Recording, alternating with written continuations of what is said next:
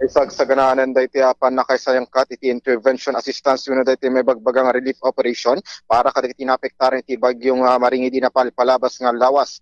No sa dino idadoluan mo dagiti kaming iti Philippine Red Cross dito syudad San Fernando La Union chapter kanapakaramanan mo kadagiti 50 ginggana senta nga volunteer iti Red Cross kaputi suda kadagiti mangipaay wenno mangidaton iti tulong ken suporta para kadagiti tattao nga naapektaran iti intremente kang ronan iti masiknan iti probinsya iti La Union.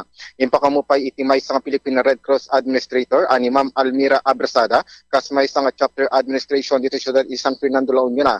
Kinuna nga iliplipastan dati panangiripak datat no tikasta kat may datongan dagiti food packs nga naglaon iti 5 kilo nga bagas. 15 nga sorte nga dilata, pakaramanan mo ten iti 5 nga noodles, kaya pakaramanan mo ten iti may 10 kinduwa nga sachet iti kape. No sa dining dagiti food packs kat may datong sadyay duwa nga munisipyo iti ili Baknotan kin ili iti Luna La Union ken pakaramanan mo ten dito syudad iti San Fernando La Union. No sa dino isudad kadagiti napili nga mabenepisyuhan may pandati panangitid iti suporta kinan anay nga tulong para kadagiti naapektaran iti intermente. Hintay man denggan iti panakipitang tayo iti may nga Philippine Red Cross ani Ma'am Almira Abrasada kas may nga chapter administration dito syudad iti San Fernando La Union.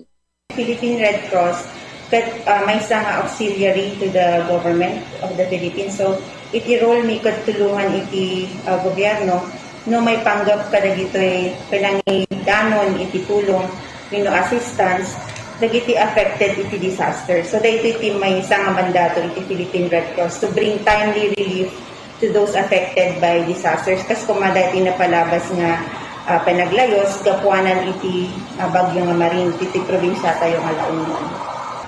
Tas tinakuna, may kaupat nga lawasan na niya, after dati bagyo nga marin, nga magtultuloy latta iti pinangiyawat tayo, pinangiyasidig tayo, iti tulong, manipod dagito yung nadumadu mga partners tayo, donors, para dagito yung naapektaran ng pamilya. So, hampay akong analpas iti intervention, aramidin tayo, may panggap iti bagyo nga marin.